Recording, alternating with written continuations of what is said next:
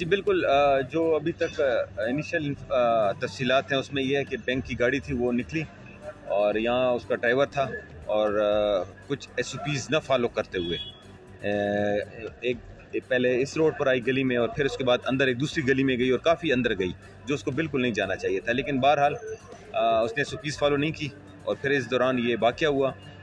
दरवाज़ा उसका बंद होना चाहिए था लेकिन दरवाज़ा स्टिल उसने खुला रखा और फिर उससे आधे पैसे ले गए और आधे गाड़ी में ही रखे। तो हमने फ़ौरन FIR करके अभी जो इसमें CCTV कैमराज़ हैं उसकी मदद से हम आगे बढ़ रहे हैं।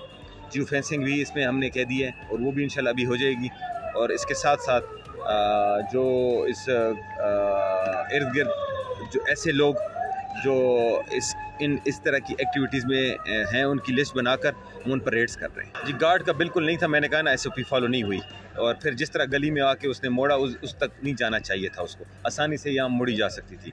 और सेकेंडली ये है कि इसमें पैसे कहते हैं 5 करोड़ से ज़्यादा थे, लेकिन मैं अभी बैंक वालों से डिटेल्स ले लूँ। लेकिन अभी जो कहते हैं कि ये 3 करोड़ से ज़्यादा इनसे लेकर गए बकौल उनके, वो अभी चेक करना पड़ेगा कितनी है कितनी। मेरी अभी बैंक वालों से मुलाकात ज़रूरी है क्योंकि मैं क्राइम सीन यूनिट में आया हुआ था।